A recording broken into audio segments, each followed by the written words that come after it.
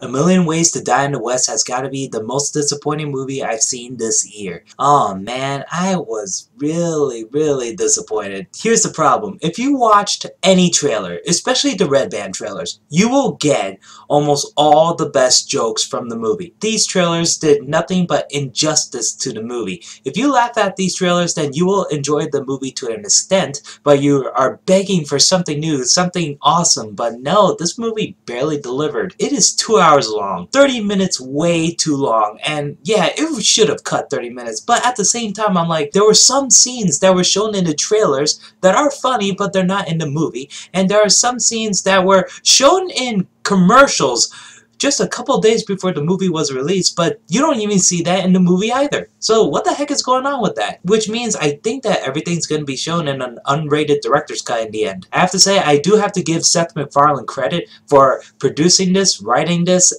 acting in it, being the main character, and directing it. So yeah, I will give him props for that. But at the same time, you know, I think this is just a good experiment for him, but in the future, do not do this again. What worked in Ted? He wasn't the main character in Ted, even though he is the title character, but he's more of a supporting character. You focus on Mark Wahlberg and Mila Kunis and their relationship together, and Ted happens to be in the middle of it, but it was funny, and it was charming at times, especially for a potty-mouthed teddy bear that smokes pot all the time. It was a very hilarious movie, and there were some cameos and a lot of jokes that were not in the trailers at all, and it just made me laugh and laugh and laugh, and yeah, I had a great time with Ted. Here, I expected so much more, but my god, this movie tried to be so grounded in reality. It was trying to focus on the Seth MacFarlane-Charlize Theron love story, and it was so boring at times. The acting is very good. Everyone did their part just right. Charlize Theron was funny. She really was. Seth MacFarlane was charming as the leading man, but their love story, man, just 5 minutes of this just got me bored.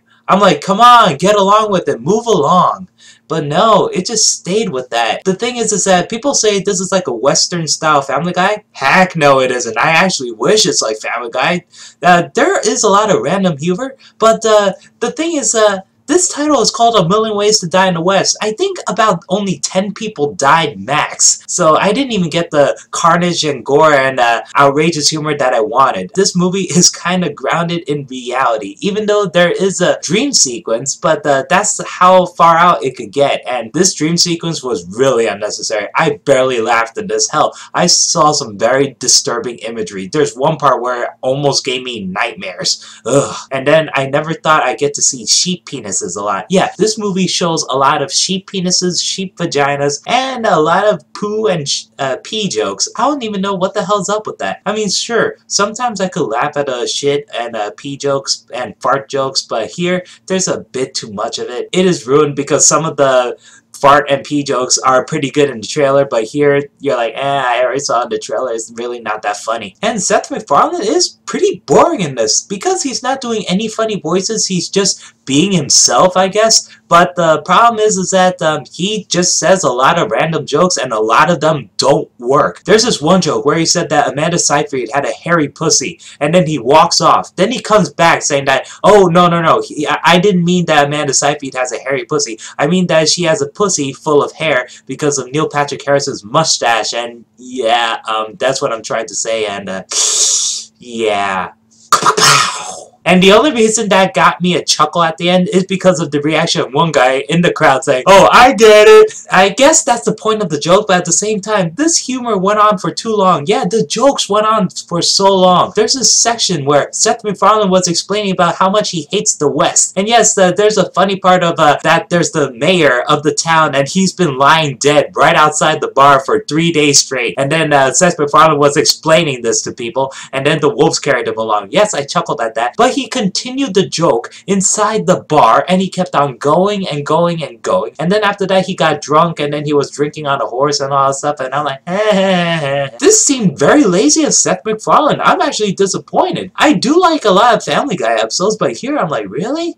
Ah, man, I guess this explains why Family Guy is only at 22 minutes max. And I like Ted. I really like Ted. I enjoyed every second of Ted. But here, my god, it got boring at times, and mostly because I've seen the joke in the trailers. The cameo. I'm gonna spoil it from here on out, so if you are kind of interested in this movie, I kind of recommend you not to go see it. If you like the trailers, you'll like this movie to an extent, but you do want something new, and the boring love story, and yeah, I kind of recommend that this movie just to be a rental, because I really believe there's going to be an unrated director's cut where there's so many other jokes that Seth MacFarlane couldn't have used. But then again, this movie's already 2 hours long. I wonder if he's going to have another version of the movie that's at a 2-hour length but has all new jokes or something like that, or like a Wake Up Ron Burgundy, or this movie will be super damn long. I don't know. But yeah, I'd rather wait for a rental, guys. Okay, now I'm going to spoil. There's this cameo, and if you got a trailer of A Million Ways to Die in the West recently in theaters before it came out in theaters, you should already know about this cameo. It's Doc Brown. Seth MacFarlane sees this blue light coming out of a barn. He investigates it, looks inside, says, "Hello, what's happening?" And you see Doc Brown and the DeLorean. And Doc Brown immediately covers it up, and he's like, it's a weather experiment. Oh. And Seth MacFarlane's like, okay. Then he walks away. Then it cuts back to Doc Brown saying, "Great Scott!" And then you hear the Back to the Future theme. I was ruined because I saw this trailer in front of Amazing Spider-Man 2. It's not like I expected to see this trailer. I don't know why they have to show this in the trailer. This cameo would have been so funny on its own, but no, it was ruined because of the trailer. Because of the trailer, I thought that this movie will have some connection with Back to the Future and probably will take place with Back to the Future Part 3 the entire runtime. But no, it didn't even do that. There's so many missed opportunities with that. Seriously, there's this train sequence where Seth MacFarlane is running away from Liam Neeson on a horse, and it was a very dull action scene. And then he has to outrun a train. So he outran the train, and I was thinking, you know what, if this took place in the same year as Back to the Future Part 3, you know, 1885 instead of 1882, you know, if you see the DeLorean in front of the train, that would have been hilarious. Why didn't he do that? This is Seth MacFarlane we're talking about. He can do offensive humor and very good references to classic movies, but no, he cannot do a Back to the Future thing like that. Come on. If you have Back to the Future Part 3 playing in the background while Seth MacFarlane was doing his shtick, that would have been hilarious. You know, like Seth MacFarlane explained about where the ice came from, but in the background you see Marty McFly having a duel with Biff Tannen, but the only reason why they don't pay, Seth MacFarlane and Giovanni Ribisi don't pay attention to that is because they realize how shitty the Old West is and everyone dies. So they're used to that. That would have been hilarious, but no, they did not go there. There's so many missed opportunities. My God, Seth MacFarlane, you screwed up big time. That's why I'm wondering if you have more of that in the unrated director's cut, because come on, you have Doc Brown in your movie and you'll only have him for like 30 seconds max. Bullshit. There's a bunch of other cameos too. In the credits, I saw Ewan McGregor. I don't know what he did in the movie, so write down in the comments below if you know what he did in the movie. They said that he was in The Fair, but I did not recognize him at all. I did not see him. I know Ryan Reynolds is in it, and yeah, that got a chuckle out of me because I saw him in Ted, and again in here, he did not say a word, and then he got shot off by Liam Neeson. So you see Ryan Reynolds for only 10 seconds. That got a chuckle out of me. And you see Django from Django Unchained. Yes, Jamie Foxx is Django. This is a movie where you have Django Unchained and Back to the Future Part 3. Seth MacFarlane didn't take any risk with that. I mean, wow, I could not believe this. You saved the Jamie Foxx cameo for the very end and the ending after the credits. Seriously, his cameo is only 30 seconds max also. Wow.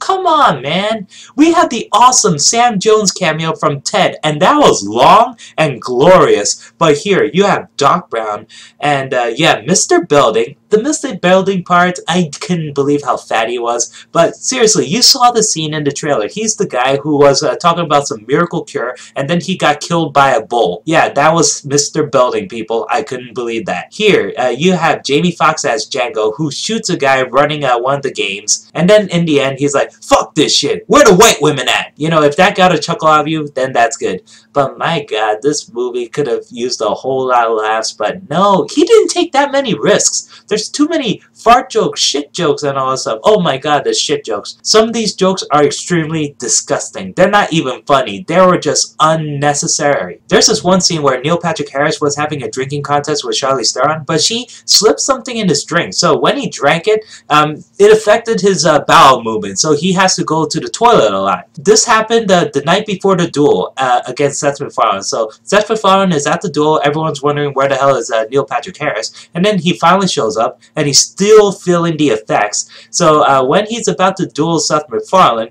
he goes off to the sidelines and then takes a guy's bowler hat. Neil Patrick Harris takes down his pants, and then he shits in it. He shits in the hat, and he shits in it for like 2 minutes. It was long. At first I was like, oh, that was kind of disgusting, but kind of funny because you see Neil Patrick Harris with a mustache shitting in a hat. Then you think it's over. No, Neil Patrick Harris has to shit again. There's this one guy in the crowd that Neil Patrick Harris is trying to get the hat from, so Neil Patrick Harris is like, give me your hat. And the guy's like, no, stop it. Seriously, stop. Stop. Seriously, enough. Come on, stop it. This went on for another minute or so. Then Neil Patrick Harris finally takes the guy's hat and shits in that one too. So yeah, he shat twice in 2 different hats. So Neil Patrick Harris is finally done with that, and then he dropped both hats on the ground. But this shot ruined it for me. Neil Patrick Harris kicked over one of the hats, and in close-up, extreme close-up, you see the shit oozing from the hat. Is that really comedy? Really, Seth MacFarlane? You have 3 writers in this movie, and one of you, probably Seth MacFarlane, decided to have a shit scene where you have a close-up shot. Seriously.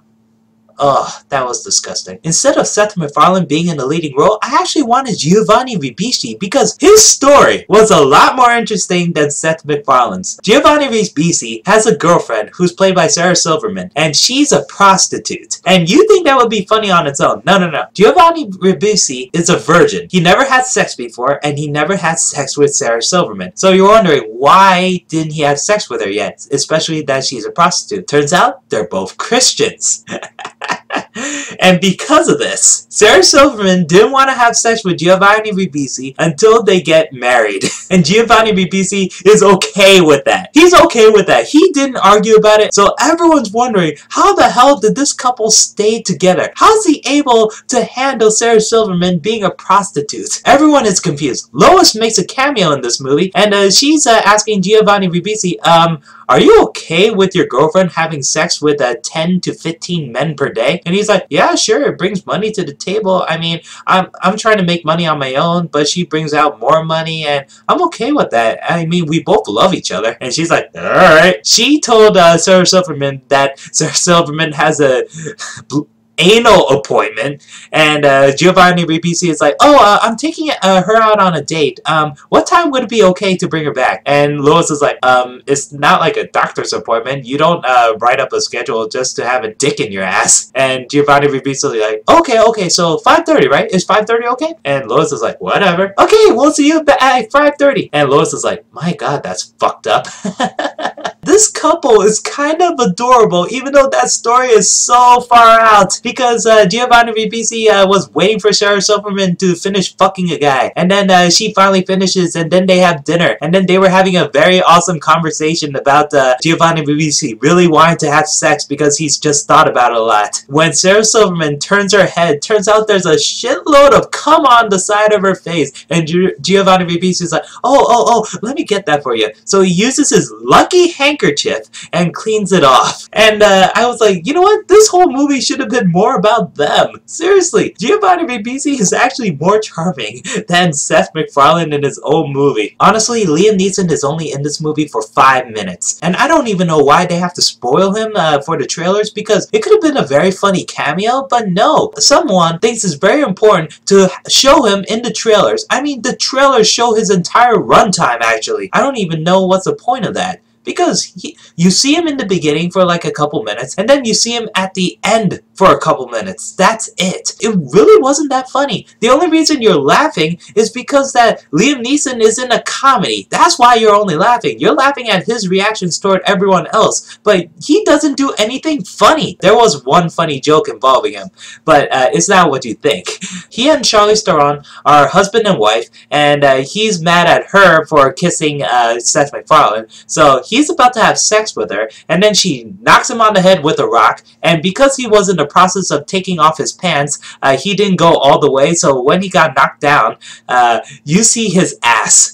Yeah, you really see Liam Neeson's ass. And Charlize Theron was about to run away, but she looks down at Liam Neeson's ass and she's like, oh no, I can't leave him like that. So she gets off the horse, runs over, picks up a daisy, a big fat daisy, and then sticks it up in Liam Neeson's ass.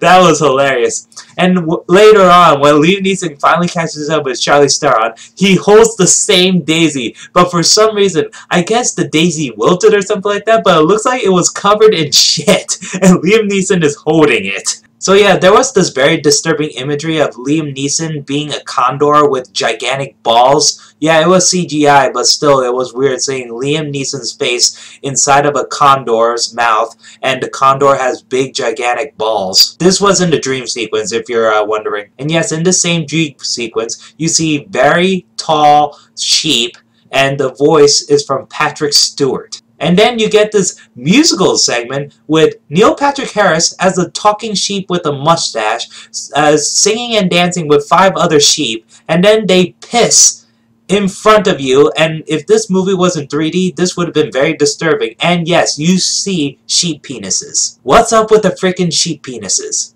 So yeah, in the end, Liam Neeson dies from a poisoned bullet. Seth MacFarlane gets Charlize Theron. Amanda Seyfried is with Neil Patrick Harris. Even though I don't know why this scene is not in the movie, because I saw this a couple days before I went to go see the movie. It was on YouTube. They always play this ad in front of YouTube, and it was very hard to skip it. Neil Patrick Harris and Amanda Seyfried go into Mexico, and then once they get there, they were talking to some 2 Hispanic people. They pass by, and the 2 Hispanic people are like, oh, look at these assholes crossing our border. And one guy's like, someone should build a wall. And they spoke this in Spanish. That made me laugh. Why didn't they include that? I don't know. Did Seth MacFarlane think it's unnecessary? I don't know. What's the deal? I felt like if they cut the romance down to 5 minutes and just put in a lot of random but funny jokes, then this movie would have been better. But no, I don't know if this movie is trying to be like Blazing Saddles, but Blazing Saddles is better written than this crap. I don't want to say it's crap, but I was so disappointed. I expected a very funny movie. I expected it to be as good as Ted, because Ted was a huge surprise to me. Ted was great. I thought this movie was gonna take inspiration at Indiana Jones or very classic Western, so we would see awesome deaths, over the top but very funny deaths. We really didn't get that much. The ice thing. You saw the ice death from the trailers, so there's nothing special about that. And yeah, that's as gory as it could get. This movie is called A Million Ways to Die in the West, and it doesn't have over-the-top deaths. Why? It cut out the doctor part. Yeah, a lot of the trailers showed something about the doctor. You only saw the doctor for like 2 seconds, and he had some kind of bird stitching up Seth MacFarlane for some reason. That didn't make any sense. They cut off stuff at the funeral. I don't even know why they didn't include these funny scenes from the trailers. They were funny. My favorite joke in the movie is when Neil Patrick Harris challenged Seth MacFarlane to a shooting gallery match, and Neil Patrick Harris wins and Seth MacFarlane loses. So, but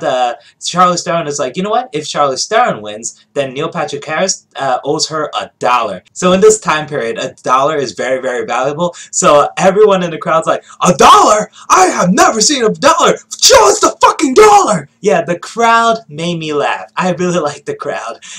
Especially this one guy who just yells about, show me the fucking dollar! So Charlize Theron wins, and she was the best at shooting and everything. So Neil Patrick Harris has to get this huge piece of paper from his jacket. So he takes off this dollar, and it's like this, the size of this. Yes, $1 bill is this size, and he took it out of his jacket, and then everyone's like, takes off their hat and bows in respect. The guy who shouted, show us the fucking dollar, he had a son apparently, and he knocked down the son's hat and he's like, put down your hat, boy! That's $1!